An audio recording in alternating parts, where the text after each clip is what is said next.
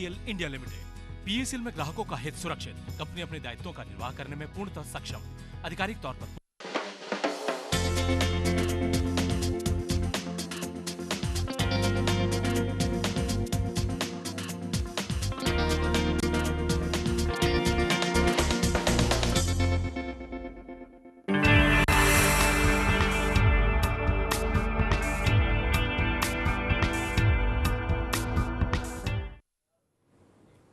नमस्कार, आदाब। मुद्दे की बात में आप सभी का स्वागत है। मैं हूं सलमान और आपको आज हम जिस विषय पर ले चलेंगे मुद्दे की बात में, वो विषय है मुंबई महानगर पालिका और सरकार की तरफ से नए डीपी प्लान को लेकर जिस तरह से सभी धर्म के लोगों में एक तरह से तशवीश का माहौल है, चिंता का माहौल है। वो है नए डीपी प्लान में किसी भी धार्मिक स्थल का कहीं भी नामो निशान नहीं होना। इसका मतलब ये निकाला जाए या तो धार्मिक स्थलों को डीपी प्लान में जगह ही नहीं दी गई है, या फिर डीपी मुंबई के लिए मुंबई से धार्मिक स्थलों को पूरी तरह से हटाया जाएगा। हम ये नहीं कहते कि इस तरह की कोई मंशा शायद सरकार की हो, लेकिन सरकार ने ज़रूर इस तरह के कदम उठाए हैं कि डीपी प्लान में धार्मिक स्थलों को कोई जगह ही नहीं दी है, जिसके लिए कई जगह से चिंता की बात है और सभी दलों के लोग, सभी दल के प्रतिनिधि इस विषय पर अपनी अपनी राय रखनी शुरू कर दिए हैं और सरकार का ध्यान भी इस तरफ आकर्षित कराया गया है। इस विषय पर आज हमारे साथ चंद अतिथि बात करेंगे, जिनमें से हमारे साथ फिलहाल मौजूद हैं समाजवादी पार्टी के नगर सेवक अशरफ आज़मी। अशरफ आज़मी जी, आपका बहुत बहुत स्वागत है। अशरफ साहब, ये एक डीपी प्लान आया है। एक तो डीपी प्लान कई वर्षों बाद आता है, 1991 तक के प्लान पर काम चल रहा है फ़िलहाल, और डीपी प्लान जो आया है उसमें धार्मिक स्थलों का कहीं कोई जिक्र ही नहीं है। क्या सरकार मानती है कि यहाँ पर या तो धार्मिक स्थल हैं ही नहीं, या जो धार्मिक स्थल हैं वो सारे के सारे इल्लीगल हैं, और अगर इल्लीगल हैं तो उन्हें फ़ौरन तोड़ दिया जाना चाहिए? क्योंकि पिछली बार भी इस तरह से कुछ घटनाएं हुई थी, काफ़ी हो हल्ला हुआ था, विरोध हुआ था। 1964 के आधार पर जिन लोगों ने अपने आप को पूरी तरह से ट्रस्ट वगैरह जिनका ठीक से नहीं था, या जो भी उनमें थोड़ी भी अनियमितता पाई जा रही थी, उन्हें नोटिस देकर उन ढांचों को तोड़ने का काम किया जा रहा था। ऐसे में आपको क्या लगता है, क्या इस बार सरकार कहाँ चूक हो गई? देखिए, सबसे बड़ी तो बात यह है कि 1991 के बाद 20 साल में ये डेवलपमेंट प्लान का जो रूल होता है वो आता है। पिछले 2 सालों से महानगर पालिका इस पर काम कर रही है और अभी तक महानगर पालिका के अधिकारी पूरी तरह से तैयार नहीं है कि वो इस डीपी प्लान को सामने लाएं। जो कुछ भी उन्होंने लाया है, वो जो कुछ भी किया है, उसमें बहुत सी खामियां रह गई हैं, और ये खामियां जो है एक आम आदमी को और ख़ासतौर से हिंदुस्तान जैसे मुल्क को, जो सूफी संतों का देश है, जहाँ धर्म के अपने एक मायने होते हैं, जहाँ लोग भगवान और पूजा की इबादत और खुदा के लिए जो है वो हर तरह से निछावर हो जाते हैं। जी, आपकी आवाज़ अशरफ साहब आ नहीं रही है। हम कुछ तकनीकी कारणों से आपकी आवाज़ ठीक से आ नहीं रही है। हम कोशिश करेंगे कि आपकी आवाज़ सेट की जाए, हम आपको बता दें कि जिस विषय पर आज हम चर्चा कर रहे हैं, अशरफ आज़मी साहब हमारे साथ हैं। कुछ देर में हमारे साथ राष्ट्रवादी कांग्रेस पार्टी के नगर सेवक हारून खान भी होंगे, भारतीय जनता पार्टी के नगर सेवक ज्ञानमूर्ति शर्मा भी होंगे, और शिवसेना के लोके गांवकर जी होंगे, जो पूर्व नगर सेवक हैं। हम आप बात कर रहे हैं उस विषय की जो मुंबईकरों से जुड़ा हुआ है, जो तमाम सामाजिक लोगों से जुड़ा हुआ है, समाज के हर तबके से जुड़ा हुआ है। कहीं जिस डीपी प्लान का जिक्र है, डेवलपमेंट प्लान का जिक्र है, सरकार ने जो प्रस्ताव रखा है डीपी प्लान का, उसमें कहीं भी किसी भी धार्मिक स्थल के लिए कोई जगह नहीं रखी है। अव्वल इसका मतलब ये निकाला जा सकता है सबसे बड़े पैमाने पर कि या तो धार्मिक स्थलों को सरकार मान्यता देती ही नहीं है, या जब देती है तो फिर उसके लिए कोई प्लान नहीं है, और वो अगर देती है तो उसे इल्लीगल मानती है। इल्लीगल मानने के पीछे के कारण भी हैं, कई सारे हैं। पिछली बार भी जब इस तरह के घोषणा की गई थी और अमल में लाया जा रहा था, तो 1964 के आधार पर कुछ लगभग 800 के सभी दल के लोग आगे आए थे। जैसा कि अशरफ आज़मी कह रहे थे कि ये सूफी संतों का देश है, और जहाँ पर धार्मिक स्थलों की अपनी एक मान्यता है। धार्मिक स्थल किस तरह से बने ये अलग विषय है। कहाँ थोड़ी सी भी ज़मीन मिली, कहीं खरीदी गई, कहीं लोगों ने दान की, कहीं लोगों ने इसी तरह से मंदिर, मस्जिद, गुरुद्वारे, चर्च बना लिए, जिसके आधार पर 1995 के पहले के जो भी मान्यता जिन्हें मिली उन्हें स्वीकृत किया गया, उन्हें लीगल माना गया। 1995 तक के तमाम झोपड़ों को जिस तरह से लीगल माना जाता है उसी तरह से धार्मिक स्थलों को भी माना गया, लेकिन 1995 के बाद के सारे मामलों को एक तरह से ठंडे बस्ते में डाल दिया गया, जिसे लेकर आज भी, और जब नया डीपी प्लान आया तो लोगों को उम्मीद थी कि उसमें धार्मिक स्थलों को जगह मिलेगी। धार्मिक स्थलों से ये कुछ दृश्य हम दिखा रहे हैं, ये अभी के नहीं है, ये पुराने दृश्य हैं, हम आपको दिखा रहे हैं। इसका ये अगर इस तरह किसी बस्ती को तोड़े जाने को लेकर जिस तरह के का निर्माण हो जाता है, आपको नहीं लगता कि अगर किसी धार्मिक स्थल पर कार्रवाई होगी तो क्या होगा? ये मामला आप जो दृश्य देख रहे हैं इसका धार्मिक स्थलों से कोई लेना देना नहीं है, लेकिन अगर किसी दल के लोग राजनेता जब सड़कों पर उतरते हैं, जब कहीं झोपड़पट्टियाँ तोड़ी जाती हैं अनधिकृत बताकर, तो जनता जब सड़क पर उतर आती है तो आप उम्मीद कर सकते हैं, आप अंदाज़ा लगा सकते हैं कि आम जनता किस तरह से सड़कों पर उतरेगी। वो किसी भी धर्म के हो सकते हैं, किसी भी धार्मिक स्थल के हो सकते हैं, किसी धार्मिक स्थल से जुड़े हो सकते हैं। इस बीच कई जगह पर नोटिस मारने का काम शुरू है। मुंबई महानगर पालिका नोटिस दे रही है। 500 के आसपास लोगों को झोपड़ों को नोटिस दिया जा चुका है, जिसे लेकर लोगों में काफ़ी चिंता है। ट्रस्ट उन्हें सबूत देने के लिए कहा गया है, वो अपने ट्रस्ट को, अपने ट्रस्ट के कागजात, अपनी जगह के कागजात और वो कागजात लेकर आएँ और लोगों को दिखाएं। काफ़ी चिंता का माहौल है और ऐसे में सरकार का डीपी प्लान आना, जिसमें जिक्र ही नहीं होना, ये एक और चिंता की बात है। अशरफ आज़मी साहब हमारे साथ जुड़े हुए हैं। अशरफ आज़मी साहब, चूँकि माफ़ कीजिएगा, तकनीकी कारणों से आपकी आवाज़ नहीं जा पा रही थी। अब आप बताएं कि ये पूरा मामला है क्या, इसमें इसके लिए दोषी कौन है?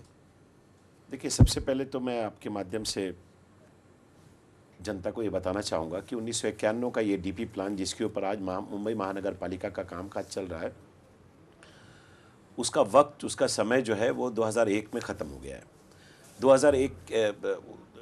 2011 में ख़त्म हो गया है और 2011 के बाद उमूमन इस तरह की जो चीज़ें होती हैं उनको 1 साल के अंदर कंप्लीट कर लेना चाहिए।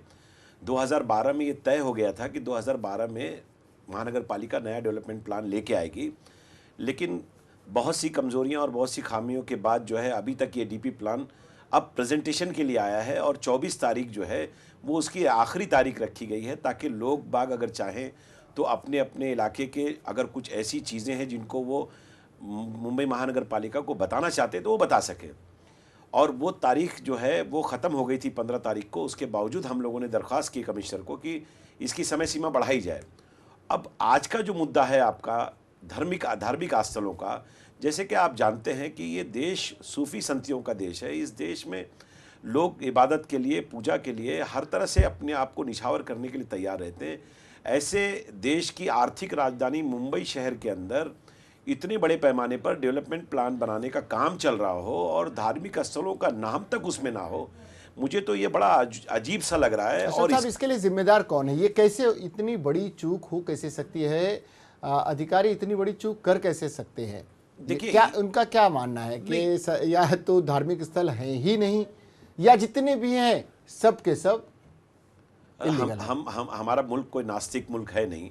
यहाँ अधिकारी हो, नेता हो, जनता हो, ये सारे लोग धर्म को मानने वाले लोग हैं और अपने अपने धर्मों पे चलने वाले लोग हैं। हिंदुस्तान एक ऐसा देश है जिसमें ना जाने कितनी हज़ार भाषाएं बोली जाती हैं। बड़े बड़े धर्मों को छोड़कर छोटे छोटे धर्मों के हिसाब से भी कई धर्म हिंदुस्तान के अंदर हैं।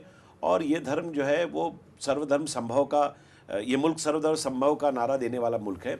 और इसमें धर्म स्थल के नाम पर एक तरह से ये तय कर लिया जाए कि उनका नाम इंक्लूड ना करना, उसका नाम नोंद ना करना, मुझे ऐसा लगता है कि ये एक मामूली चूक नहीं है, बल्कि ये चूक इतनी बड़ी चूक है कि जिसके लिए हम लोग ये चाहते हैं कि दोषी जो लोग हैं उनके ऊपर कड़ी से कड़ी कार्रवाई भी होनी चाहिए, क्योंकि 24 तारीख गुजरने में थोड़ा सा दिन बचा है और आखिरी डेट है, और हम लोगों को इस आखिरी डेट में उन तमाम धार्मिक स्थलों को एक खत के जरिए, एक लेटर के जरिए वार्ड ऑफिसर के पास एक खत भेजना है, और उसमें अपने अपने इलाके की मंदिर हो, मस्जिद हो, गुरुद्वारे हो, चर्च हो या अनेक धार्मिक स्थल हो, उनके बारे में जानकारी देनी है जी।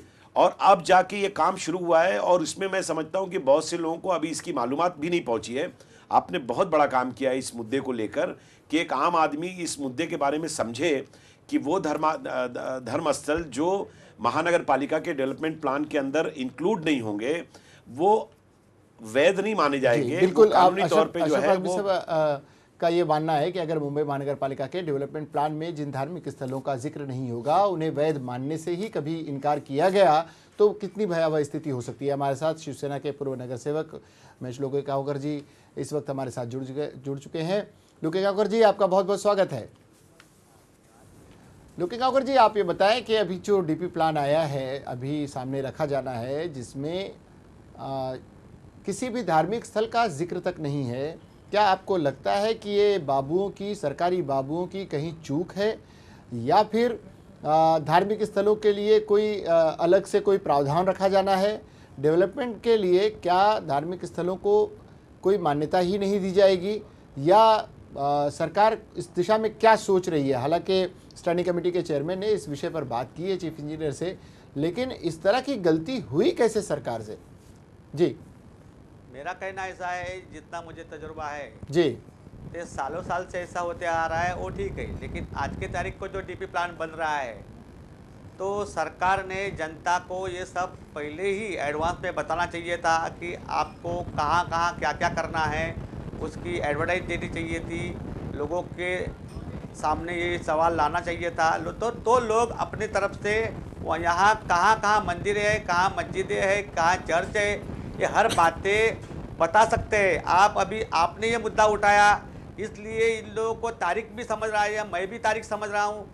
इस तरीके से अगर सरकार इस धर्म के का मामले में ध्यान नहीं देगी तो मुझे लगता है शायद अगले कुछ सालों में मंदिर, मस्जिद या चर्च दिखाई नहीं देंगे।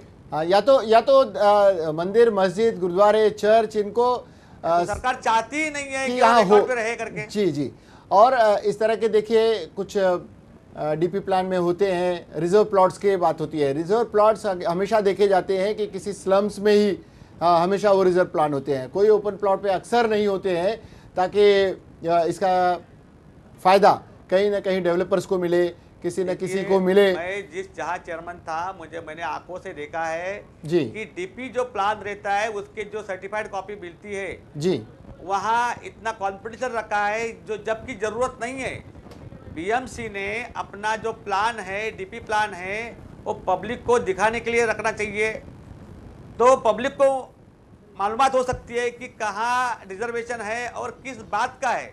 जी, यहाँ सिर्फ बिल्डर लोग उसकी कॉपी निकालते हैं, उसके लिए वसीले लगते हैं। आप तीसरे माले पे जाएंगे बीएमसी के, तो इतना कॉम्पिटिशन डिपार्टमेंट है, उसके कंप्यूटर की चाबी भी उनके हाथ में रहती है। लोकेगांवकर जी, एक अच्छी बात बताई आपने, बहुत अच्छी बात कही है। हम आपकी बात को दोहराते हैं, हम जनता को बताते हैं कि डीपी प्लान, डेवलपमेंट प्लान आम लोगों से जुड़ा हुआ होता है। वो डेवलपमेंट प्लान है, वो किसी एक शहर का नहीं। ये भी बताना चाहता हूँ जी कि ये जो प्लान छुपाने का ये कारण मुझे दिखाई दिया है कि नगर विकास डिपार्टमेंट है, उसको कोर्ट की बहुत से ऑर्डर होने के बाद भी उसका उल्लंघन किया जा रहा है और चेंजेस किए जाते हैं, रिलोकेट किए जाते हैं, जबकि कहाँ रिलोकेट किया जाता है उसका वहाँ किधर भी लिखा नहीं रहता है। लेकिन उसको रिजर्वेशन को कैसे हड़पना है, कैसे चुराना है, यही देखा जाता है। मैं वर्सोवा की एक बात बताता हूँ। वर्सोवा में 3 म्युनिसिपल स्कूल है, तीन डिलीट किए गए हैं और एक भी स्कूल वहाँ नहीं है। अभी जिस लिए वो रिजर्वेशन डाला है, वो रिजर्वेशन अगर जनता को नहीं मिलता है, अब जनता को उसकी मालूमात नहीं है, जनता उसके बारे में समझती नहीं है, जनता को कानून भी उतना नहीं समझता है, ये चेक करने का वक्त ही नहीं है। तो सरकार का काम है ये सब प्लान पब्लिक को रखने चाहिए, बेचने के लिए पब्लिक के सामने लाने चाहिए। अगर वो बेचते हैं तो मिलेगा, लेकिन वो बेचते ही नहीं है। आपने कभी प्लान का एक कॉपी लेके देखो, उसका कीमत इतना है कि आप ले ही नहीं पाओगे, एक पार्ट भी ले नहीं पाओगे। जी, जनता की चीज, जनता का पैसा, जनता की चीज, जनता के डेवलपमेंट की बात, और जनता से ही पर्दा, जनता से ही छुपाया जाता है। ये तो बड़ी अचरज की बात है, और अचरज की नहीं, बड़ी शर्म की बात है। अशरफ भाई, आप इस विषय पर आपका क्या कहना है? लोके गांवकर जी ने जिस बात पर प्रकाश डाला है। देखिए, मैं आपको ये बताना चाहता हूँ कि महानगर पालिका की इम्प्रूवमेंट कमेटी में मैं पहला नगर सेवक था जिसने अपने माध्यम से मेरे इलाके के उन इलाकों की निशानदेही की। जैसे मिसाल के तौर पे कुरला में मेरा विनोबा भावे नगर का इलाका आता है, वहाँ पर राम बच्चन चौल का ABC ब्लॉक है, और भी बहुत से इलाके हैं, गाजी मियां दरगाह का इलाका है, वो पूरा गार्डन प्लॉट का ग्रीन बेल्ट का इलाका है जो पिछले बहुत ज़माने से है। और आप हैरत करेंगे कि उन इलाकों में कुछ ऐसी बस्तियां हैं, जैसे खासतौर से राम बच्चन वगैरह, जो 50-50 साल से बसी हुई हैं। मैंने इस बार पहली बार उनसे ये कहा कि खत लिखकर कि मेरा लेटर एजेंडे पे लाया जाए, और मैं ये कहना चाहता हूँ कि जो बस्तियाँ 50 साल पुरानी हो चुकी हैं उनको आप रीलोकेट कीजिए। वो जो ग्रीन बेल्ट है उसको निकाल के डिलीट करके उनको रेसिडेंस जोन घोषित कीजिए। लेकिन ये लोग बजाय एक आम आदमी की बात सुनने के, जैसे कि आपने अभी सुना लोके गांवकर साहब कह रहे थे, ये लोग आम आदमी की बात सुनने के बड़े बड़े डेवलपर्स के लेटर्स आ रहे हैं। मैं हैरतज़दा हूँ कि एक आम बस्ती में बसने वाला आदमी, जिसकी बस्ती पे मतलब जो है वो लोकेट की गई है कि वो ग्रीन बेल्ट में है, उसको मालूम ही नहीं है कि DP प्लान बन रहा है, और ना BMC को इस बात की फिक्र है कि उस इलाके का सर्वे करके वहाँ रहने वाले लोगों को आज नए प्लान के हिसाब से जो SRA डेवलपमेंट आ रहा है उसमें इस शहर को सिंगाई बनाने के जो ख्वाब हम लोग देख रहे हैं उसमें आगे चल सके। लेकिन इसको ये करने की बजाय इसको ये करने की बजाय ये लोग खामोशी से उन लोगों की मदद करने जा रहे हैं जो डेवलप करने के लिए बड़े बड़े प्लॉट लेकर रखे हुए हैं, जो प्लॉट इसलिए रुके हुए थे 5-5 सालों से कि नया DP प्लान आ रहा है, उस DP प्लान में ये रीलोकेशन हो जाएगा और उसके बाद आप यहां पर डेवलप कर सकते हैं। स्कूल की जगह डिलीट हो जाती है, लेकिन बस्तियों की जगह पे डिलीट नहीं किया जाता है। बताइए कैसी चीज है आपके सामने? आम बोलचाल की भाषा में अगर कहा जाए अशरफ भाई, तो शायद ये एक तरह का गड़बड़ झाला है जो मुंबई के साथ हो रहा है, मुंबई वासियों के साथ हो रहा है, और अधिकारी कर रहे हैं। सही समय पर अगर जनप्रतिनिधि नहीं जागे, संगठन नहीं जागे, तो शायद कुछ और भी तस्वीर आ सकती है। हमारे साथ ज्ञानमूर्ति शर्मा, भारतीय जनता पार्टी के नगर सेवक, जुड़े हैं। ज्ञानमूर्ति जी, आपका बहुत बहुत स्वागत है। शर्मा जी, आप तक मेरी आवाज आ रही है? हाँ जी, आ रही है, पूछिए आप। शर्मा जी, आप बताएं। आपका बहुत बहुत स्वागत है जी, बहुत बहुत धन्यवाद। शर्मा जी, आप बताएं कि अभी जो डेवलपमेंट प्लान आ रहा है, उस डेवलपमेंट प्लान में कहा यह जा रहा है कि किसी भी धार्मिक स्थल का कोई जिक्र नहीं है। क्या आप मानते हैं कि शहर में कोई धार्मिक स्थल है ही नहीं, या जितने धार्मिक स्थल हैं उन सबको सरकार ने कुछ न कुछ उनके डेवलपमेंट का कुछ अलग से सोच रखा है, या फिर जितने धार्मिक स्थल हैं वो सारे के सारे इल्लीगल हैं? क्या है ये प्लान, और इस प्लान के भीतर जो हमें दिखाई दे रहा है और जो इसके पीछे का छुपा सच है, इसे हमें सामने लाना है। शर्मा जी।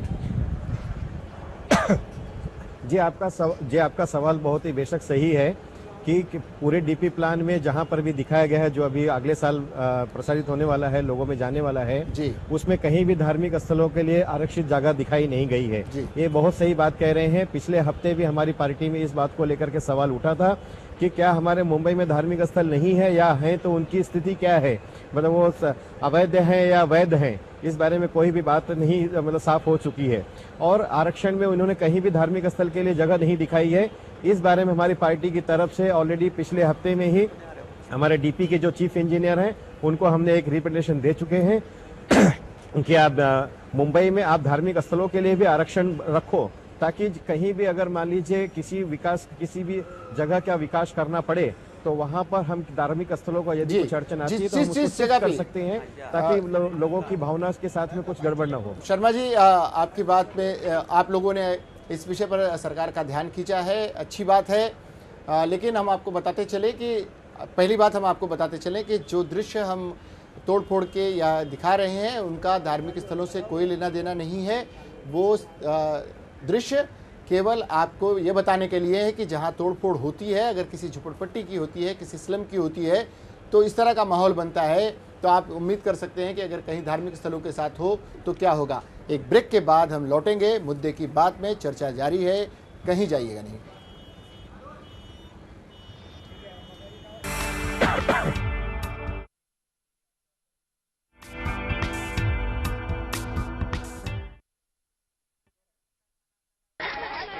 अरे सुमन, क्या किया स्कूल में आज?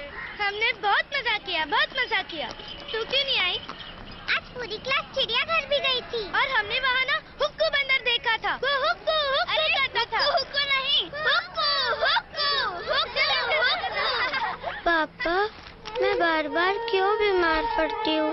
मैं सबके साथ स्कूल कब जाऊंगी पापा? सब ठीक हो जाएगा, थोड़ा सा बुखार ही तो है। बच्चे का बार बार बीमार पड़ना, जल्दी थक जाना या देर से समझ आना, ये सब कुपोषण के लक्षण हो सकते हैं। कुपोषण यानी सही पोषण का ना मिलना। गर्भ से लेके जन्म के पहले 2 साल बच्चे में इसका सबसे ज्यादा खतरा होता है। आज देश का लगभग हर दूसरा बच्चा कुपोषण का शिकार है, यानी शरीर और दिमाग से कमजोर। तो आइए मिलकर कुपोषण के खिलाफ एक जंग छेड़ दें।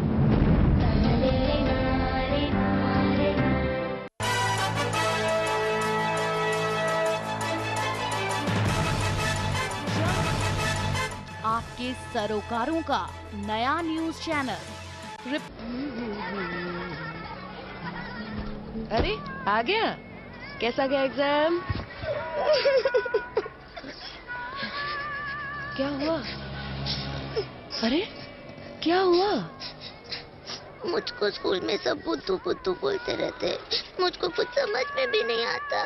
क्यों, आजकल ठीक से पढ़ाई नहीं करता है? पढ़ाई तो करता हूँ, लेकिन मास्टर जी बोलते हैं कि तू बुद्धू का बुद्धू ही रहेगा। कोई मेरे लाल को कुछ नहीं कहेगा, सबको डांटूंगी। बच्चे को देर से समझ आना, जल्दी थक जाना या बार बार बीमार पड़ना, ये सब कुपोषण के लक्षण हो सकते हैं। कुपोषण यानी सही पोषण की कमी। गर्भ से लेके जन्म के पहले 2 साल बच्चों में इसका सबसे ज्यादा खतरा होता है। आज देश का लगभग हर दूसरा बच्चा कुपोषण का शिकार है, यानी शरीर और दिमाग से कमजोर।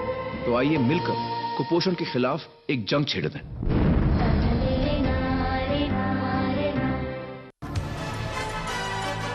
चप्पे चप्पे पर रहेगी हमारी नजर। हर सच को बेबाकी से आप तक पहुंचाने का काम करेगा नया खबरिया चैनल। जल्द आ रहा है राइट न्यूज, सही खबर, सही नजरिया।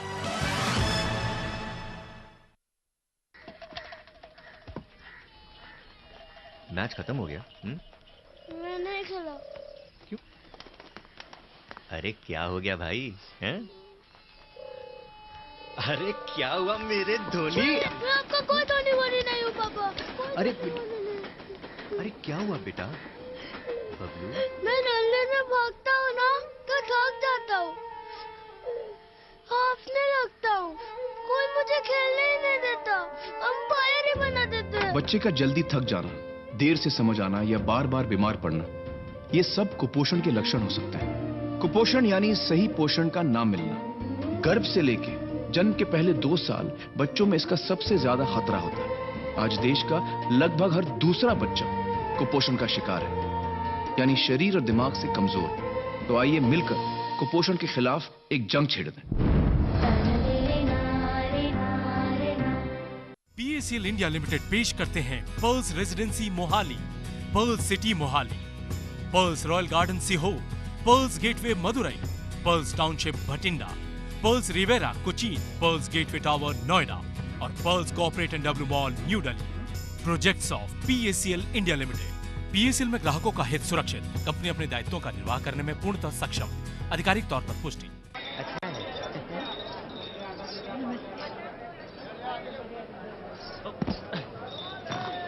चलो भैया। क्या कह रही थी हमारी गुड़िया रानी की मास्टरनी जी? बताती दो ना।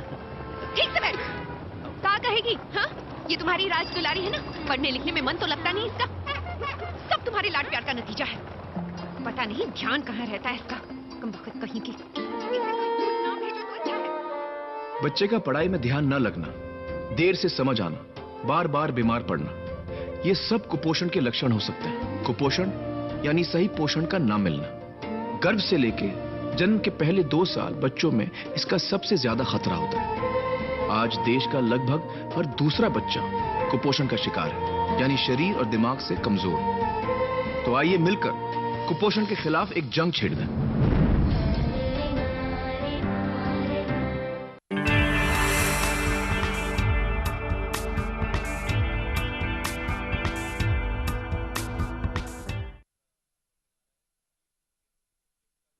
ब्रेक के बाद एक बार फिर आप सभी का स्वागत है। मुद्दे की बात में हम बात कर रहे हैं मुंबई शहर की, और मुंबई शहर के उस विषय की जो तमाम मुंबईकरों से जुड़ा हुआ है, क्योंकि मुंबई शहर सूफी संतों का देश है। जैसा कहा जाता है कि एक मिनी इंडिया है, और यहाँ के धार्मिक स्थल पूरे विश्व में जिनकी पूछ है, चाहे वो हाजी अली हो, चाहे माहिम की दरगाह हो, चाहे बाबुलनाथ का मंदिर हो, चाहे माउंट मेरी का चर्च हो, इस तरह के तमाम धार्मिक स्थल इस शहर में हैं। और मज़े की बात यह है कि नए डीपी प्लान में, नए डेवलपमेंट प्लान में किसी भी धार्मिक स्थल का कोई जिक्र नहीं है। छोटे छोटे गली मोहल्लों में भी आपको मस्जिद, मंदिर, गुरुद्वारे और चर्च देखने को मिल जाएंगे। लेकिन सरकार की नज़र से ये न जाने कैसे ओझल हो गए। इसके पीछे की या तो साजिश है या फिर इतनी बड़ी चूक है जिसके लिए अधिकारियों के कान धरे जाने चाहिए। कान धरने का काम मुंबई महानगर पालिका में नगर सेवक करते हैं, और इस वक्त हमारे साथ तीन नगर सेवक जुड़े हुए हैं। भारतीय जनता पार्टी के, राष्ट्रवादी कांग्रेस पार्टी के, समाजवादी पार्टी के, और एक पूर्व नगर सेवक हैं जो स्थापत्य समिति के चेयरमैन भी रह चुके हैं, लोके गांवकर जी। हमारे साथ हारून खान भी जुड़े हैं, राष्ट्रवादी कांग्रेस पार्टी के। हारून खान साहब, आपका बहुत बहुत स्वागत है। हारून खान साहब, आप ये बताएं कि जिस विषय पर हम बात कर रहे हैं, जैसा कि आप जानते हैं, नए डीपी प्लान में धार्मिक स्थलों का कोई जिक्र तक नहीं किया गया है। 1991 के ही डेवलपमेंट प्लान के अनुसार काम हो रहा है। जो नया प्लान आना है 20 साल के बाद, उसमें इस तरह का कोई प्रावधान नहीं रखा गया है कि डीपी प्लान में धार्मिक स्थल होंगे तो होंगे और कहाँ होंगे, जो हैं उन्हें क्या किया जाएगा, और जो नए बनने हैं वो तो बहुत दूर की बात है। क्या इसमें आपको क्या लगता है, ये चूक कैसे हुई, या जानबूझकर की गई है, या फिर सरकार की कोई और मंशा है कि भाई हाँ, इसका जिक्र हमने इसलिए नहीं किया क्योंकि हम इसकी और भी बेहतरी चाहते हैं? क्या है ये मामला? नहीं, आपने जो बताया है इसमें मैं समझता हूँ कि इसमें बहुत बड़ी चूक प्रशासन की तरफ से हुई है, क्योंकि जो भी धार्मिक स्थल हैं और पुराने धार्मिक स्थल इसमें नहीं दिखाए गए, तो इसका मतलब ये होता है कि इसमें बहुत बड़ी चूक प्रशासन ने की है। इसके लिए हम लोग आवाज़ उठाएंगे, और जितने भी धार्मिक स्थल हैं, मस्जिद है, मंदिर हैं, गुरुद्वारे हैं, चर्च हैं और बुद्ध विहार हैं, जितने भी जहाँ पे पुराने 95 के पहले के हैं और जो अभी इसके बाद में जो बने हैं, उसमें जहाँ पे इन्होंने नहीं दिखाया है, तो उसको हम लोग, इनकी चूक कहाँ पे इन्होंने की, उसको हम लोग दिखाने का काम महानगर पालिका में करेंगे। धार्मिक स्थलों को पिछली बार आपने देखा था, पिछले साल कुछ नोटिस भी जारी कर दिए गए थे, क्या कहना चाहेंगे? नहीं, पिछली बार जो मतलब इन्होंने किया था तो उसमें गलत किया था, ये ऐसा नहीं होना चाहिए था। अभी आने वाला जो साल में जो नया डीपी प्लान आने वाला है, उस डीपी प्लान में हम लोग बताएंगे कि कहाँ कहाँ पे इन्होंने चूक की है, और उसको हम लोग सभी पार्टी के नगर सेवक मिल के इसमें हम लोग इनकी चूक पकड़ेंगे। अशरफ साहब, आप इस विषय पर बताएं कि किस तरह से ये मामला उठाया जाएगा आपकी तरफ से। देखिए, सबसे पहले तो मैं आपको बता दूं कि आज से 20 दिन पहले समाजवादी पार्टी ने सबसे पहले इस बात का विषय उठाया था, और हमने कई जगह पे अखबारों के माध्यम से, आपके टीवी चैनल्स के माध्यम से लोगों को ये जानकारी देने की कोशिश की थी कि मुंबई शहर में आखिर हो क्या रहा है, डीपी प्लान है क्या। देखिए, मुंबई शहर में जितनी भी ज़मीनें हैं, ये सभी ज़मीनें किसी न किसी काम के लिए आरक्षित की गई हैं। जैसे रेसिडेंस जोन है, जैसे इंडस्ट्रियल जोन है, जैसे गार्डन जोन है, स्कूल का एरिया है, हॉस्पिटल्स है। इसी तरह से धार्मिक स्थलों के बारे में भी कहीं ना कहीं निशानदेही की गई थी। हम लोगों ने इस विषय पर बहुत पहले इस बात को चर्चे में लाने की कोशिश की थी, और कहा था कि भाई इसमें वो लोग आएँ और ये कोशिश करें कि उनके जो धार्मिक स्थल हैं वो नोंद हो जाएं उनकी मस्जिद, मदरसे, या उनके मंदिरों के, या उनके गुरुद्वारे, या उनके चर्च के नाम से। और उसके बाद जब ये नया डीपी प्लान प्रकाशित करने के लिए रखा गया, जब लाया गया कि भाई हमने ये कोशिश की है, मोटा मोटी ये जो सामने आपके रखा गया है यही आगे का स्ट्रक्चर होगा जो 20 सालों तक काम करेगा, तो आपको जानकर हैरत होगी कि हम लोगों ने ऐसी जगहों पे इन लोगों के अधिकारियों की कोशिशों को ज़्यादा देखा जहां पर कोई डेवलपर, जहां पर कोई बिल्डर, जहां पर कोई प्लानर कोई नए एरिया को डेवलप करके वहां कुछ बिल्डिंगें बनाना चाहता है, लेकिन ऐसी जगहों पर ज्यादा ध्यान दिया जाता है जी। और लेकिन उन चीजों को वो भूल गए जो चीजें स्लम में थी। मैं बताऊं आपको कि इतना बड़ा इलाका, धार्मिक स्थल तो एक बहुत बड़ा इशू है जी, लेकिन एक इशू और भी बहुत बड़ा आ रहा है। वो इशू ये है कि जो जगहें पिछले 30-40 सालों से आरक्षित करके उनको ग्रीन जोन या उनको गार्डन प्लॉट या कोई रिजर्वेशन में रखी गई थी, वहां पर बस्तियां बस गई हैं, उनको हम लोगों ने सब चीजों की जरूरत की चीजें उनको मुहैया करवा दी हैं, हद तक कि वहां कहीं कहीं स्लम डिक्लेयर भी हो गए हैं। उसके बावजूद वो रिजर्वेशन है। मुझे बताइए कि मुंबई शहर में अगर हम आगे डेवलपमेंट करके एसआरए के तहत नई बिल्डिंगें बनाने जाएंगे तो अड़चन आएगी।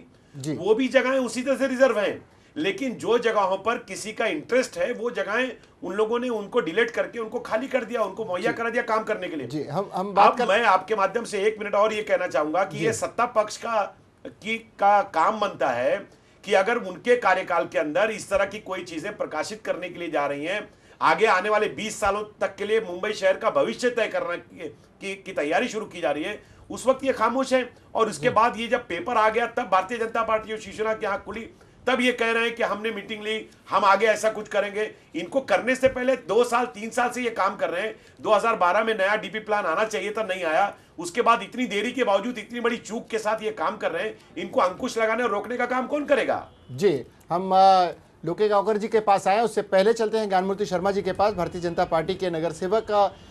शर्मा जी, आप कुछ कहना चाह रहे थे? जी शर्मा जी।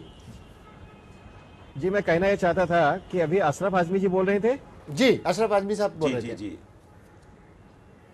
जी सर। अशरफ आजमी जी से मैं कहना चाहूंगा कि जो आप आरोप लगा रहे हैं प्रशासन के ऊपर, सत्ता पक्ष के ऊपर, अशरफ आजमी जी मैं आपसे पहले ये कहना चाहूंगा कि अभी तक डीपी प्लान को प्रकाशित नहीं किया, उसको डिक्लेयर नहीं किया गया है। 24 जनवरी तक सरकार ने मतलब ये नियम, ये तारीख रखी हुई है कि पब्लिक ने जो है अपनी सुझाव और शिकायत, चाहे नगर सेवक हो चाहे पब्लिक हो, सभी के लिए आम तारीख रखी गई है, 24 तारीख तक अपने सुझाव दे सकते हैं। इसके बाद भी लोगों की कंप्लेन और जो सजेशंस आएंगे उसको ध्यान में रखते हुए तब जाकर के डीपी प्लान प्रकाशित होगी। आप ये नहीं सोचिए कि मतलब जो आम बंद करके काम हो रहा है, बेशक कहीं न कहीं खामियां रह गई है, धार्मिक स्थलों को लेकर के रह गई है और भी बहुत सारे मुद्दे लेकर के रह गए हैं। जैसे हॉस्पिटल के लिए कहीं भी दिखता नहीं है आरक्षण, बच्चों के लिए खेलकूद कहीं आरक्षण दिख नहीं रहा है। ऐसी तमाम बातें हैं जिसको अपने अपने तरह पे हम अपने अपने हिसाब से उठा रहे हैं। जी शर्मा जी, आपकी बात सही है कि अभी 24 तारीख तक मांगा गया है, आपसे सजेशन मांगा गया है, आम जनता से मांगा गया है। वो सजेशन मानने की स्थिति में कोई जगह पर कोई अगर उनका प्रावधान प्रकाशित होता नहीं होता उसके बाद मांगते, लेकिन उस प्रावधान में धार्मिक स्थल जैसे इम्पोर्टेंट चीज़ का जो लोगों की आस्था से जुड़ा हुआ मुद्दा है और वो ही नहीं रखा गया है। सवाल इस बात शुरुआत में देखिए, शुरुआत में मैंने कहा, जी हाँ बिल्कुल, देखिए शुरुआत में मैंने कहा कि प्रशासन की तरफ से बड़ी चूक हुई है कि धार्मिक स्थलों के लिए कोई भी आरक्षण का प्रावधान नहीं किया गया है। लेकिन आपको मैं एक आशंका यह भी बताना चाहूंगा, मैं किसी धर्म के खिलाफ नहीं बोलना चाहता हूं, लेकिन क्या है, धार्मिक भावनाएं लोगों की हर धर्म से जुड़ी हुई होती हैं।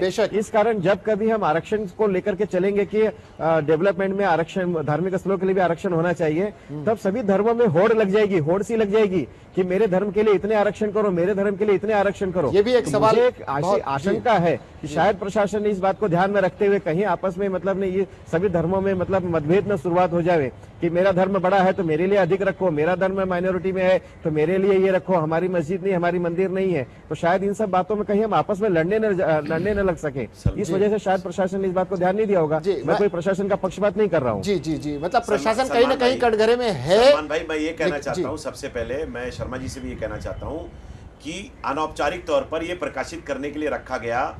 हम तमाम लोग इसमें शामिल थे कि इसकी समय सीमा बढ़ाई जाए। पहले इसकी समय सीमा 15 दिन 13 दिन कम थी, इसके बाद 13 दिन और बढ़ाया गया।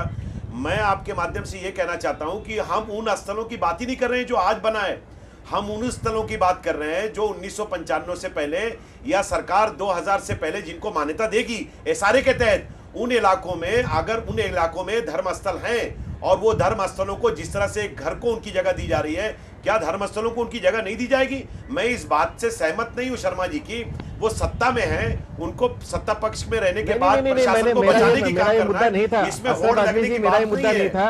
देखिए शर्मा साहब, इसमें होड़ लगने की कोई बात नहीं है। नहीं, मेरा ये मुद्दा नहीं था। जहां तक आप एसआरए की बात कर रहे हैं, जी शर्मा जी कहें आप।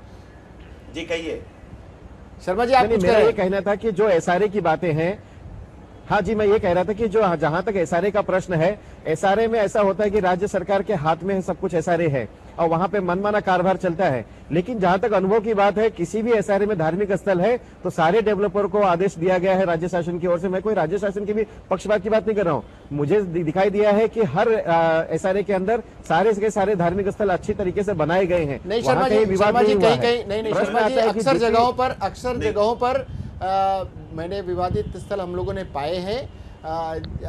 कई जगह पर यह पाया गया है कि वहाँ के लोग धार्मिक स्थलों को लेकर काफ़ी बिल्डर्स ने उनके साथ में धोखाधड़ी की है। खैर वो एक विषय है, कभी इस तरह के विषय सामने लाने की कोशिश होगी।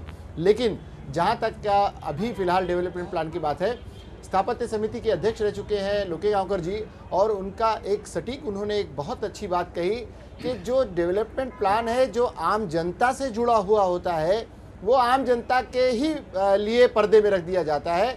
बड़े बड़े लोग उसकी इतनी कीमत रख दी जाती है कि वो कीमत अदा करके ले भी नहीं सकता है।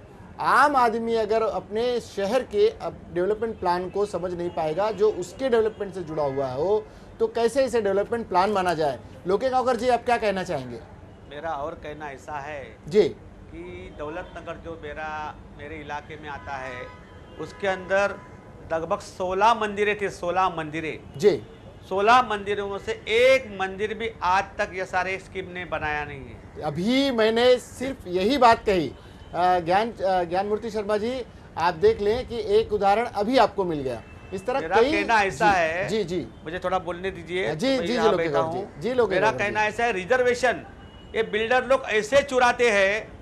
जब जो स्कूल है, एक आधे प्लॉट पे स्कूल है, उसको कॉन्फ्रेंस हॉल में ट्रांसफर करते हैं रिलोकेट करने के नाम से, और वो स्कूल के हॉल के ऊपर पूरी बिल्डिंग खड़ी कर देते हैं, टावर खड़ी कर देते हैं और एक छोटा सा हॉल बना देती है। इस तरीके से रिजर्वेशन चुराया जाता है।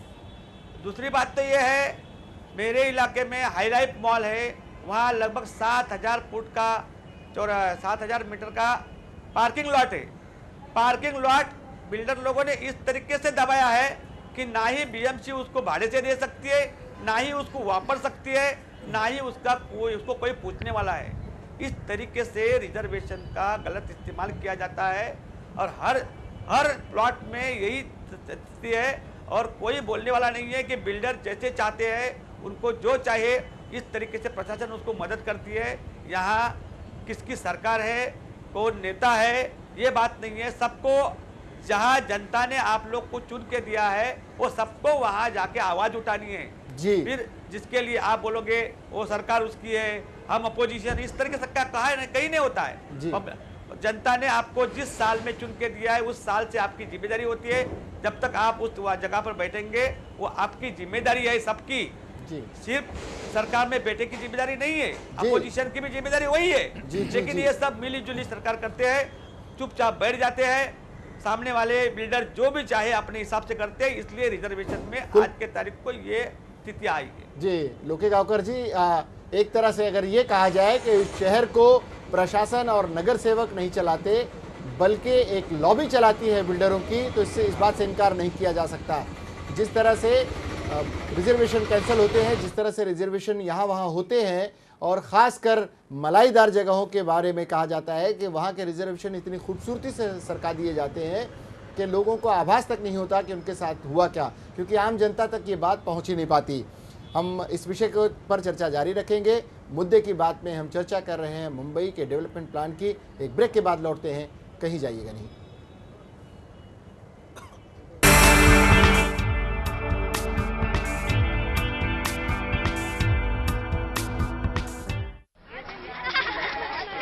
अरे सुमन, क्या किया स्कूल में आज? हमने बहुत मजा किया। तू क्यों नहीं आई? आज पूरी क्लास चिड़ियाघर भी गई थी और हमने वहाँ ना हुक्कू बंदर देखा था। वो हुक्कू अरे हुक्कू नहीं, हुक्कू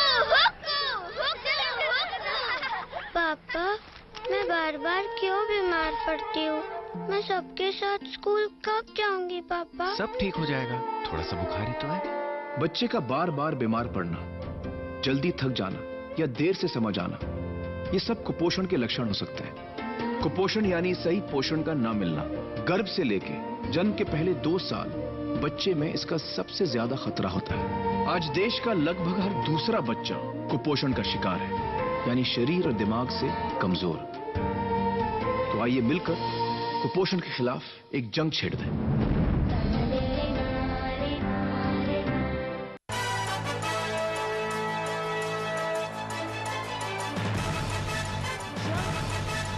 आपके सरोकारों का नया न्यूज चैनल। अरे आ गया, कैसा गया एग्जाम? क्या हुआ? अरे क्या हुआ? मुझको स्कूल में सब बुद्धू बुद्धू बोलते रहते हैं, मुझको कुछ समझ में भी नहीं आता। क्यों, आजकल ठीक से पढ़ाई नहीं करता है? पढ़ाई तो करता हूँ, लेकिन मास्टर जी बोलते हैं कि तू बुद्धू का बुद्धू ही रहेगा। कोई मेरे लाल को कुछ नहीं कहेगा, सबको डांटूंगी। बच्चे को देर से समझ आना, जल्दी थक जाना या बार बार बीमार पड़ना, ये सब कुपोषण के लक्षण हो सकते हैं। कुपोषण यानी सही पोषण की कमी। गर्भ से लेके जन्म के पहले 2 साल बच्चों में इसका सबसे ज्यादा खतरा होता है। आज देश का लगभग हर दूसरा बच्चा कुपोषण का शिकार है, यानी शरीर और दिमाग से कमजोर। तो आइए मिलकर कुपोषण के खिलाफ एक जंग छेड़ दें।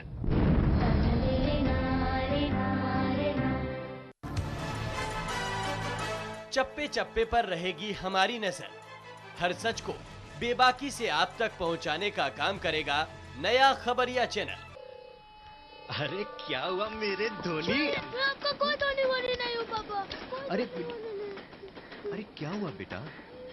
बबलू, मैं नल्ले में भागता हूँ ना तो थक जाता हूँ, हाफने लगता हूँ, कोई मुझे खेलने ही नहीं देता, अंपायर ही बना देते हैं। बच्चे का जल्दी थक जाना, देर से समझ आना या बार बार बीमार पड़ना, ये सब कुपोषण के लक्षण हो सकते हैं। कुपोषण यानी सही पोषण का ना मिलना। गर्भ से लेके जन्म के पहले 2 साल बच्चों में इसका सबसे ज्यादा खतरा होता है। आज देश का लगभग हर दूसरा बच्चा कुपोषण का शिकार है, यानी शरीर और दिमाग से कमजोर। तो आइए मिलकर कुपोषण के खिलाफ एक जंग छेड़ दें। PACL इंडिया लिमिटेड पेश करते हैं Pearls Residency Mohali, Pearls City Mohali, Pearls Royal Garden Sehore, Pearls Gateway Madurai, Pearls Township Bathinda, Pearls Riviera Cochin, Pearls Gateway Tower Noida और Pearls Corporate and W mall New Delhi. Projects of PACL India Limited. PACL में ग्राहकों का हित सुरक्षित, company अपने दायित्वों का निर्वाह करने में पूर्णतः सक्षम। आधिकारिक तौर पर पुष्टि।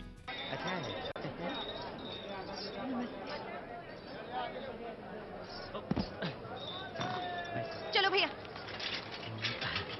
क्या कह रही थी हमारी गुड़िया रानी की मास्टरनी जी? बता भी दो ना। ठीक से बैठ। क्या कहेगी? हाँ, ये तुम्हारी राज दुलारी है ना, पढ़ने लिखने में मन तो लगता नहीं इसका, सब तुम्हारे लाड प्यार का नतीजा है।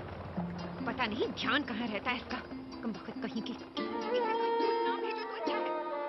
बच्चे का पढ़ाई में ध्यान न लगना, देर से समझ आना, बार बार बीमार पड़ना, ये सब कुपोषण के लक्षण हो सकते हैं। कुपोषण यानी सही पोषण का ना मिलना। गर्भ से लेके जन्म के पहले 2 साल बच्चों में इसका सबसे ज्यादा खतरा होता है। आज देश का लगभग हर दूसरा बच्चा कुपोषण का शिकार है, यानी शरीर और दिमाग से कमजोर। तो आइए मिलकर कुपोषण के खिलाफ एक जंग छेड़ दें।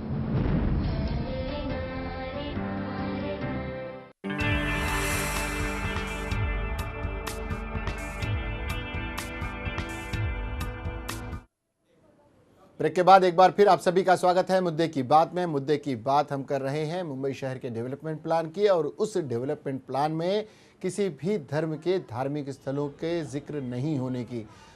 ये मुद्दा खासकर इसलिए आपके सामने रखा जा रहा है क्योंकि इस मुद्दे पर सरकार को सजेशन देने होते हैं। सरकार जो सजेशन मांगती है वो आम जनता की तरफ से, जनप्रतिनिधियों की तरफ से जाने चाहिए। ये सजेशन मांगने का तरीका क्या है? पहले एक तो ये बताएं कि हारून साहब आपसे आप चूँकि देर से आए हैं, आप बहुत कुछ कहना चाह रहे थे। आप ये बताएं कि ये रखा गया था ये प्रस्ताव, डेवलपमेंट प्लान का जो आप लोगों, क्या ये नगर सेवकों के सामने पहले रखा गया था? नहीं, मैं आपको बता देना चाहता हूं कि अभी तक नगर सेवक के सामने इन्होंने रखा नहीं गया है। सबसे पहले इनको ये करना चाहिए था कि नगर सेवकों के पास में रखना चाहिए था, और उसके बाद में नगर सेवकों के जो भी मतलब सुझाव थे उनको लेने के बाद में फिर जनता को जनता के प्रतिनिधियों को अगर पहले से मालूम हो जाता तो शायद उनके सजेशन पहले ही आ जाते और वो प्रस्ताव में शामिल कर दिया जाता। जी शर्मा जी, आप कुछ कहना चाहेंगे इस विषय पर, और क्या होना चाहिए था? चूंकि आप भी मान रहे हैं कि चूक तो कहीं हुई है और उसके लिए अधिकारियों के कान पकड़ने का काम आप लोगों का है, क्योंकि सत्ता में आप लोग हैं। विपक्ष की जिम्मेदारी की तरफ भी ध्यान आकर्षित करवाया है। बिल्कुल ध्यान लोकेगांवकर जी ने बहुत खूबसूरती से विपक्ष की तरफ भी ध्यान आकर्षित करवाया है कि उनकी भी जिम्मेदारी बनती है। जी, आप कुछ कह रहे थे। नहीं बेशक इसमें दो बातें मैं आपको बताना चाहता हूँ। किसी भी शहर का विकास जो होता है राज्य शासन के अंतर्गत होते हुए वहाँ की महानगर पालिका उसको देखती है। जी, जो विकास नियोजन डीपी प्लान बनाया जा रहा है वो राज्य सरकार के अंतर्गत होते हुए ये महानगर पालिका बनाने जा रही है, जिसको मैंने आपको पहले भी बताया कि अभी 24 जनवरी तक उसको लोगों की शिकायतें और सुझावों के लिए रखा गया है। जी। साथ ही इम्प्रूवमेंट कमेटी में भी इसके लिए प्रस्ताव आया था कि मतलब आने वाले दिनों में इसको महीने 2 महीने करके हम सारे डीपी प्लान के ऑफिसर लोग जो है नगर सेवकों को ये बताएंगे कि किस तरीके का हम डीपी प्लान ला रहे हैं, इसमें आपका क्या सुझाव है, क्या इसमें शिकायत है, इस तरीके की बातें। अभी वो सब बातें बाकी हैं, हम लोग अभी प्री मैच्योर स्टेज पे हैं। लेकिन 24 तारीख बहुत करीब आ चुकी है, हम आशंका बता दे रहे हैं लेकिन 24 तारीख बहुत करीब आ चुकी है। तारीख करीब आ चुकी है। पिछले 10 वर्षों से ही डीपी प्लान पे काम चल रहा है। प्रशासन की हलगर्जीपन कहेंगे कि मतलब प्रशासन ने जो पहले करना चाहिए था, आज 20 साल लग गया इस डीपी प्लान को, जो हर 10 साल में रिवाइज होता था, ये 10 साल लेट हुए हैं हम। बावजूद इसके आपने जो प्रश्न उठाया, बहुत वाजिब प्रश्न उठाया है कि धार्मिक स्थलों का आरक्षण क्यों नहीं है। लेकिन इसके साथ ही मैं आपको बताऊं कि धार्मिक स्थलों से ज्यादा महत्व आज की तारीख में लोगों को आम बातों का भी सुविधा देना बहुत जरूरी, जैसे हॉस्पिटल हो गए या इसके साथ में खेल कूद का मैदान हो गया। आज बच्चों के लिए मुंबई में खेलने के लिए कहीं मैदान ही नहीं रह गया है बच्चों के लिए। मुंबई जैसा इतना बड़ा शहर, लेकिन खेलने के लिए मैदान नहीं है। धार्मिक स्थल ठीक है, हम भी सम्मान करते हैं, धर्म स्थल तो बहुत सारे बने भी हैं मुंबई में, लोग अपने अपने तरीके से इबादत भी कर रहे हैं अपने मंदिरों में, मस्जिदों में जाकर के। लेकिन मैंने आपको बताया कि यदि इस आरक्षण के पीछे हम जाएंगे कि धार्मिक स्थलों का आरक्षण क्यों नहीं है, तो इसमें बेशक मुझे ऐसा लगता है कि ये सभी धर्मों के बीच में आपस में एक मतभेद और कंपटीशन चालू हो जाएगी कि मेरे धर्म का ज्यादा स्थल में आरक्षण होना चाहिए। या इस तरीके का हम कर सकते हैं कि किसी भी डेवलपमेंट में किसी धर्म स्थल का यदि कुछ हटाया जा रहा हो या उसका अवरोध आ रहा हो, उसके लिए कोई व्यवस्था की जानी चाहिए, तो फिर डेवलपमेंट आगे जा सकता है। जी, लोकेगांवकर जी, आप कुछ कहेंगे इस विषय पर? क्योंकि अधिकारियों के और चूंकि सत्ता में है, सत्ता में रहने वालों की जिम्मेदारी थोड़ी सी ज़्यादा होती है। राज्य सरकार में जिस तरह से कांग्रेस एनसीपी की बात आती है तो सरकार के कान पकड़े जाते हैं, उसी तरह से महानगर पालिका के लिए अक्सर शिवसेना बीजेपी की भी खिंचाई होती है। तो क्या होना चाहिए था इस विषय में और क्या किया जा सकता है अब भी? मेरा कहना ऐसा है कि अभी जो प्लान बन रहा है डीपी प्लान, जो 20 साल के लिए है, ये मैं मानता हूँ जी, लेकिन पिछले 20 साल का प्लान शो नहीं करेंगे तो उसके अंदर क्या चेंजेस किए हैं, क्या गलतियां हुई है, क्या फर्क किया गया है, वो किस तरह से मालूम होगा। जबकि आप कभी बीएमसी में या तो कहाँ भी जहाँ प्लान मिलता है वहाँ जाएंगे तो डीपी प्लान सर्टिफाइड करके नहीं मिलता है, सिर्फ 150-200 रुपया लिया जाता है, ये प्लान लेके जाओ, सर्टिफाइड नहीं, कभी भी हम चेंज करेंगे। ये कोई डीपी प्लान का तरीका नहीं है। जिस तारीख को जो प्लान डिक्लेयर किया गया है उसको सर्टिफाइड करके ही बेचना चाहिए जी, तो ही इंसान रिजर्वेशन में जहां गलतियां दिखेगी उसके लिए आवाज उठा सकता है, कोर्ट में जा सकता है जी। लेकिन यहाँ डीपी प्लान को छुपाया जाता है, डीपी प्लान को किसी को दिखाया नहीं जाता है और देखने की कीमत इतनी ज्यादा होती है कि वो देख भी नहीं सकता है। प्लॉट का नंबर देखने के लिए आप जाओगे तो प्लॉट का नंबर वो परवड़ता नहीं है, या तो वो गोपनीयता की जरूरत नहीं है। ये सब नगर सेवकों ने जो आज के तारीख को मनपा में है उसको उन्होंने ये आवाज़ उठानी चाहिए, अपने अपने वार्ड में देखना चाहिए कि किस तरीके से रिजर्वेशन चुराए जा रहे हैं, उसको पब्लिक को यूज़ करने के लिए किस तरीके से दे सकते हैं, उसके लिए आवाज़ उठा सकते हैं। हर कमेटी में आवाज़ उठाने के लिए उनको आधार है, वो उठा सकते हैं। और जितने भी रिजर्वेशन पहले दिए गए हैं, रिजर्वेशन जो यूज हो रही है आज के तारीख को, उसका भी क्या हो रहा है, उससे बीएमसी को क्या फायदा हो रहा है कि सिर्फ रिजर्वेशन दिया गया है, वहाँ देखने वाला कोई नहीं है। इस तरीके से नहीं होना चाहिए। जो पिछले 10-20 साल में जो रिजर्वेशन दिए गए हैं, यूज करने को दिए, कॉन्ट्रैक्ट पे दिए, लीज पे दिए, उसकी भी जांच पूरी होनी चाहिए और उसकी मालूमात जनता को होनी चाहिए। जी, पिछले 20 साल में बहुत ही वाजिब सवाल है और बहुत ही वाजिब सुझाव भी है कि पिछले 20 साल में जो भी डेवलपमेंट प्लान थे उसका क्या नतीजा निकला है, कहाँ तक वो डेवलपमेंट प्लान अमल में आया है, उसमें क्या छूट गया है, क्या जोड़ा जा सकता है, इन बातों को आम जनता तक लाना चाहिए। उस पर पर्दादारी नहीं होनी चाहिए। जब पर्दादारी होगी तो कहीं न कहीं शक की सुई अधिकारियों की तरफ तो जाएगी ही, साथ ही साथ सत्ता पक्ष की तरफ भी जाती है और विपक्ष की तरफ भी जाती है कि विपक्ष उस मामले में क्यों नहीं सजग रह पाया। और यही मामला हम आपके जनता के दरबार में ले आए हैं, जनता के बीच में ले आए हैं। अशरफ भाई, ये आपने देखा, हारून साहब भी कुछ सजेशन बता रहे हैं। हारून साहब, डीपी प्लान, ये अचरज की बात है कि जनप्रतिनिधियों तक ही को नहीं दिखाया गया। बिल्कुल सही शंका है शर्मा जी की भी कि अगर आरक्षण को अभी से बता दिया जाता तो शायद धार्मिक लोगों के बीच में इसे लेकर वाद विवाद भी हो सकता था। सजेशंस किस तरह से मांगे गए हैं, उस सजेशंस को किस तरह से सरकार तक पहुंचाया जाए, इसके बारे में किस तरह से सजग रहा जाए और सरकार को बताया जाए, ये किस तरह से होना चाहिए। देखिए, डीपी प्लान जिस पे काम हो रहा है, कमोबेश 2002 से इस तरह के काम शुरू हैं और 2002 से बहुत सी ज़मीनें जो इस्तेमाल में लाई गई, जो बाकी बची हुई हैं, इन सारी चीज़ों को बहुत बारीकी से देखकर इस नतीजे पे पहुंचा गया कि हम लाकर लोगों के सामने वार्ड में लगा दें और वार्ड में जब लग जाए तो एक आम आदमी उसको देख सके। इम्प्रूवमेंट कमेटी में इस तरह की चर्चा हुई, बहुत सी चीज़ें हमारे को लाई गई और हमने उस विषय पे यही कहा कि भाई अभी डीपी प्लान बना नहीं तो इस विषय पे चर्चा करके क्या फ़ायदा है।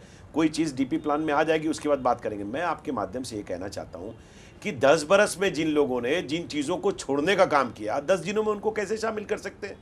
और जो चीज़ उनके पास है उस चीज़ के ऊपर वो काम कर रहे हैं और वो चीज़ें जो है एक आम आदमी के हित में इतनी नहीं, उसके बावजूद वो सारी चीज़ें डिलीट की जाती हैं। अस्पताल का मामला है, खेल की कूद का मामला है, गार्डन का मामला है और आम तौर पे देखा जाए तो जो स्लम्स हैं जिनके ऊपर रिजर्वेशन है उनका मामला है, उस पर कोई चर्चा नहीं हो रही है।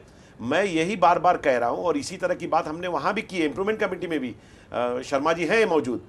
हमेशा हम लोगों ने यही बात की है कि आपको जो अच्छा लगता है उसके बारे में आप चर्चा करवा लेते हैं कि आपको ये स्कूल की ज़मीन जो है वो डेवलप करनी है और म्यूनसिपल कॉर्पोरेशन की ज़मीन डेवलपर को देना है, आधा हिस्सा बीएमसी को मिलेगा, आधा हिस्सा आप ले लेंगे, ये आपको अच्छा लगता है आप लेके आ रहे, लेकिन आप उन चीज़ों को नहीं लेके आ रहे जो एक आम आदमी से जुड़ी हुई है। तो मैं आपके माध्यम से जनता को ये बताना चाहता हूँ कि जो चीज़ें आपके सामने आई हैं उन चीज़ों पर ध्यान दीजिए। ये आने वाले 20 साल की मुंबई शहर का भविष्य का मामला है। आप आएँ, अपने वार्ड ऑफिसर को अपनी तरफ से, अपने स्थानीय नगर सेवक को लेकर जो कुछ भी आपको सुझाव देने हैं उनका एक कवरिंग लेटर लगाकर वार्ड ऑफिसर को दे दें। वार्ड ऑफिसर वो लेटर को लेकर संबंधित विभाग को भेजेगा। वहां पर ऑब्जेक्शन सजेशन पे जब चर्चा होगी, जो इलाके का नगर सेवक होगा या जो लोग जिसके संबंध में होंगे वो लोग होंगे, वो इस विषय पे चर्चा करेंगे। मस्जिद हो, मंदिर हो, गिरजाघर हो, गुरुद्वारा हो, गार्डन हो, स्कूल हो या अस्पताल हो, जो भी चीज़ें होंगी वो चीज़ें एक आम आदमी के पहले एक नगर सेवक को मालूम होनी चाहिए। माई वार्ड या आई नो माई वार्ड ऐसे करके कुछ किताबें पहले मिला करती थी, अब वो भी नहीं मिलती। पहले हमने सुना था कि नगर सेवकों को एक तरह से दे दिया जाता था कि ये चैट है और आपके ये वार्ड का नक्शा है, यहाँ ये चीज़ें आरक्षण में, अब वो भी हमारे पास नहीं है। तो प्रशासन ज़रूर इस तरह की कोशिश करता है, लेकिन उसका सबसे बड़ा रुकावट करने का काम जो है सत्ता पक्ष के लोग करते हैं। आपके माध्यम से मैं ये कहना चाहूँगा कि ये जो कुछ भी हो रहा है इसमें फौरन आप आएँ, अपने सुझाव भी दें, अपने एतराज़ भी दाखिल करें और वार्ड ऑफिसर को लिखें और एरिया के नगर सेवक को उसकी जानकारी दे दें और उसके बाद उनका कवरिंग लेटर लगाकर अगर वहाँ भेजेंगे तो वो लड़ाई हम आखिर तक लड़ेंगे। और मैं ये फिर कहना चाहूँगा आपके माध्यम से कि जो चीज़ें शंका की बुनियाद पर ये कही जा रही है कि धर्म स्थलों को जोड़ने में होड़ लग जाएगी, बिल्कुल ऐसा नहीं है। जो कानून महाराष्ट्र सरकार ने बनाया है, जो धोरण है, उस धोरण के हिसाब से चाहे वो किसी भी तरह का रिजर्वेशन हो उसको लागू किया जाना चाहिए। अब अगर धर्मस्थल 2000 से पहले का होगा तो धर्मस्थल को इंक्लूड करके उसकी निशानदेही करना या उनको नोंद करके लोगों के सामने रखना कि ये धर्मस्थल है, आपत्ति क्या है इसमें? अगर वो है तो उस जगह पे नोटिस भी जारी होने लगे हैं। कई धार्मिक स्थलों को नोटिस जा रहे हैं और उससे एक चिंता का वातावरण भी है। लोग इससे बहुत ही दुखी भी हैं। अपने अधिकारियों के पास, नगर सेवकों के पास, विधायकों के पास, मंत्रियों के पास दौड़ भाग भी शुरू हो गई है। शर्मा जी, इसमें अब जो सजेशन का रास्ता बताया है अशरफ साहब ने, उसमें क्या जोड़ना चाहेंगे आप? क्या होना चाहिए और क्या किया जाना चाहिए ताकि सभी लोगों तक ये बात बड़ी खूबसूरती से और आसानी से पहुंच सके और इस मामले को शामिल कर लिया जाए? अगर सचमुच में जो आपकी शंका है उसी आधार पर सरकार ने शामिल नहीं किया हो धार्मिक स्थलों को डीपी प्लान में, तो शायद एक उन्हें बेनिफिट ऑफ डाउट दिया जा सकता है। लेकिन अगर ऐसी बात नहीं है तो ये तो चूक का मामला है। शर्मा जी। नहीं, देखिए, इसमें ऐसी बात है कि घूम फिर के फिर वोट बैंक की राजनीति आ जाती है। अशरफ आजमी जी को ज्ञात होगा कि पिछले वर्ष जो है सुप्रीम कोर्ट के डायरेक्शन पर एक नोटिस निकला था कि जितने भी धार्मिक स्थल देश में हैं उसकी एक डेटम लाइन फिक्स की जाए और उन सभी धार्मिक स्थल जो सार्वजनिक स्थानों पर हैं उन्हें हटाया जाए। क्या हुआ आज तक उस बारे में? उस बारे में अब तक यही हुआ कि पक्षपात ही हो रहा है।